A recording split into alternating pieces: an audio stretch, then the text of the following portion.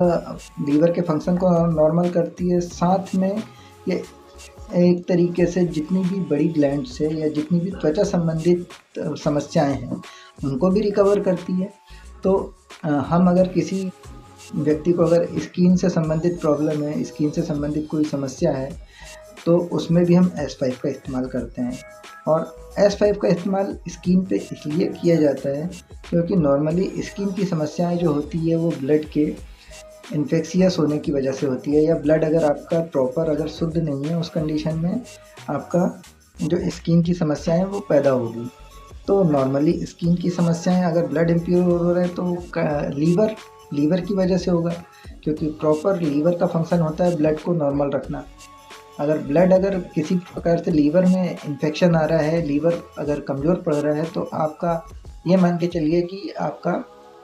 Blood कमज़ोर हो रहा है, और ब्लड कमज़ोर हो रहा है तो आपका फिर स्किन की समस्याएं भी पैदा होगी। तो इनडायरेक्टली हम S5 को लीवर के ही लिए इस्तेमाल करते हैं। लीवर के अलावा और किसी प्रकार की, जैसे कहा जाता है कि स्किन और स्नाविक जो संस्थान है, या आप एक तरीके से जो नर्वस सिस्टम है उसको भी काफ़ी हद तक के ये रिकवर करता है। तो हम जहाँ पे भी इस प्रकार के अगर कोई केस देखते हैं जहाँ पे हमको लगता है कि जैसे अगर फैटी लीवर का कोई इशू आ रहा है, या किसी को पाचन से संबंधित दिक्कत हो रही है, या फिर वो किसी ऐसी बीमारी से ग्रस्त है जिसमें आपकी जो पाचन तंत्र है वो इन्वॉल्व होता है, तो उन सभी केसेस में हम क्या करते हैं, S5 को इन्वॉल्व करते हैं। और S5 के साथ में हम दूसरी रेमेडीज़ को भी, साथ में सहयोगी रेमेडी को भी उपयोग में लेते हैं, जो होती है आपका C ग्रुप की मेडिसिन होती है। जैसे मैंने पहले से आपसे बताते आ रहा हूँ कि S ग्रुप और C ग्रुप आप आपस में कॉम्बिनेशन में ही इस्तेमाल होते हैं। एक होती है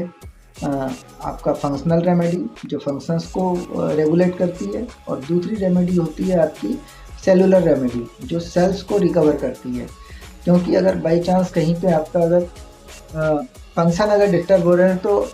ऑब्वियसली आपका सेल्स पे भी इफेक्ट आएगा, सेल्स भी डैमेज होंगे, सेल्स में भी इफेक्ट आएगा। तो हमको रिकवरी लेने के लिए दोनों का कॉम्बिनेशन में ही मेडिसिन को अप्लाई करना पड़ता है।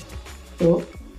बेसिक मेडिसिन आप अगर फंक्शन को नॉर्मल करने के लिए आप S ग्रुप को सिलेक्ट कर रहे हैं तो आपको उसके सहायक और C ग्रुप को भी उसमें साथ में अटैच करना होगा। इस प्रकार से S5